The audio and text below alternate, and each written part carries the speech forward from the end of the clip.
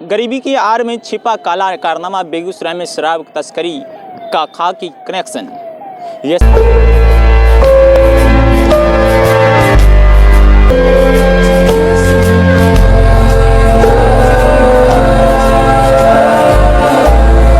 सच है कि बेगूसराय में कड़ाके की ठंड में सैकड़ों गरीब परिवार के आशियाने उजाड़ दिए गए, जो कि मानवता और संवेदनशीलता पर एक बड़ा प्रश्न चिन्ह है। लेकिन इस बुलडोजर कार्रवाई के बिहार सरकार की सुशासन और शराबबंदी की पोल खोलते हुए एक उससे भी बड़े और काले कारनामे का उजागर कर दिया है।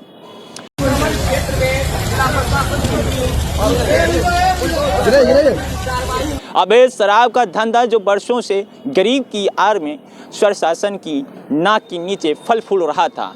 हजारों लीटर अवैध महुआ शराब की बरामदगी और उसे नष्ट करने का काम इस बात का जोरों शोरों से सबूत है कि इस अतिक्रमण वाली जगह का इस्तेमाल कुछ लोगों के द्वारा बिहार सरकार के कानून की धज्जियां उड़ाने के लिए किया जा रहा था।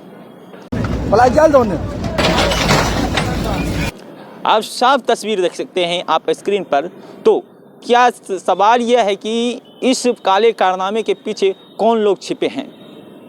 तस्वीर में आप कुछ जगह देख सकते हैं किस प्रकार से शराब निकाला जा रहा है। यह अवैध धंधा किसी एक व्यक्ति का काम नहीं हो सकता है, बल्कि यह किसी खास पॉलिटिकल हो सकता है, किसी जोरे कई स्तरों में फैली हो सकती है। जरा गौर से सुनिएगा। इसमें से कुछ लोग वे हैं जो वास्तव में इन झोपड़पट्टियों में रहते थे, सच में वो गरीब थे, लेकिन कुछ लोग अक्सर अत्यधिक गरीबी का फायदा उठाकर जल्द पैसा कमाने की लालच में इस धंधे में धकेल दिए जाते हैं। आते नहीं हैं, धकेले जाते हैं। सुन रहे हैं ना आप कमेंट बॉक्स में जरूर बताइएगा क्या है राय आपकी। ये झोपड़पट्टियों में महुआ शराब की बनते थे और उसे छोटी मात्रा में स्थानीय स्तरों पर बेचते थे, जिसे देसी शराब भी कहा जाता था। बरामद हजारों लीटर महुआ शराब और उसे बनाने का सामान इसी वर्ग की मिली जुली है। अतिक्रमण हटाने के दौरान पुलिस पर पथराव किया गया। इससे पता चलता है कि ये छोटे तस्कर अपने धंधे को बचाने के लिए किसी भी हद तक जाने के लिए तैयार थे और उनके पीछे कुछ स्ट्रांग तत्वों की संगठित विरोध की ताकत भी थी। अन्यथा वह गरीबी में जी रहे जो दर बदर भटक रहे हैं, वह लोग प्रशासन के ऊपर हमला कर दे, संभव नहीं था। कुछ खास तत्वों के द्वारा जो पैसे और ताकत के बल पर उन्हें मालवाहक तौर पर इस्तेमाल करते थे। हो सकता है ऐसा भी कोई नया बात नहीं है। खाकी और तस्करी तंत्र का काला कनेक्शन, यह सबसे गंभीर और सबसे बड़ा सवाल है। क्या कनेक्शन हो सकता है खाकी का इस मुहिम को लेकर? क्या हो सकता है खाकी वर्दी का इस शराब को लेकर? अगर झोपड़पट्टी के नीचे वर्षों से ओवरब्रिज के नीचे हजारों लीटर शराब बन रहा और फरोख्त बिक्री हो रहा था, तो स्थानीय थाना की टीम क्या कर रहे थे? क्या इतने दिनों से क्यों सोया हुआ था? क्या वे सोए हुए थे, इस काले कारनामे में शामिल थे? क्या कुछ भी हो सकता है। अतीत में बेगूसराय में शराब तस्करी के मामले में पुलिसकर्मी की गिरफ्तारी भी हुई थी, जैसे टाइगर मोबाइल के जवान।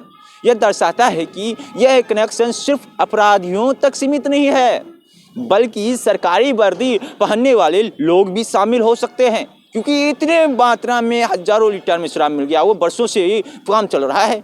वर्षों की अनदेखी का संगठन साठगांठ का नतीजा हुआ कि अतिक्रमण इतना बढ़ गया और शराब धंधा इतना फल फूल गया कि इसे हटाने के लिए बुलडोजर का सहारा लेना पड़ रहा है। यही साबित करता है कि आखिर किसके संरक्षण में चल रहा है ये शराब। ये कार्रवाई स्पष्ट करती है कि विकास की और कानून के नाम पर गरीबों को उजाड़ा जा रहा है। लेकिन इस कार्रवाई के दौरान प्रशासन की वर्षों की लापरवाही और शराब की माफिया के साथ संभव साठगांठ का भी पर्दाफाश कर दिया है। एक तरफ शराब गरीब इस ठंड में बेघर हैं, ये बात तो बिल्कुल ही सच है, ये बात में दोहराया नहीं जाएगा। दूसरी तरफ शराब की जखीरा मिलता है, जो साबित करता है कि शराबबंदी कानून इन इलाकों में कागजों तक सीमित था। सवाल लाजमी है कि क्या सुशासन सिर्फ कमजोरों को उजाड़ने का नाम है, या इसमें ताकत माफिया और भ्रष्ट अधिकारियों कार्रवाई की भी शामिल है। इन हजारों लीटर शराब की बरामदगी के बाद सरकार को केवल अतिक्रमण हटाने तक सीमित नहीं रहना चाहिए, बल्कि इस पूरे शराब तस्करी रैकेट को हाई लेवल जांच करवानी चाहिए और भ्रष्ट खाकी कनेक्शन हो या फिर उससे जुड़े कोई भी बड़े अधिकारी हो या कोई भी व्यक्ति हो, कोई भी नेता हो, सख्त कार्रवाई करनी चाहिए उस पर। खैर, आपकी राय क्या है? अपनी राय कमेंट बॉक्स में जरूर बताइएगा। अभी हम जो हैं यहीं उपस्थित हैं जहां घटना शराब बरामदगी हुई है। हमारे पीछे जोवा से देख सकते हैं, यहीं कुछ आसपास में शराब मिला था। खैर, आपकी राय क्या है? अपनी राय कमेंट बॉक्स में जरूर बताइएगा। फिर मिलेंगे एक नई वीडियो के साथ, तब तक दे इजाज़त। धन्यवाद।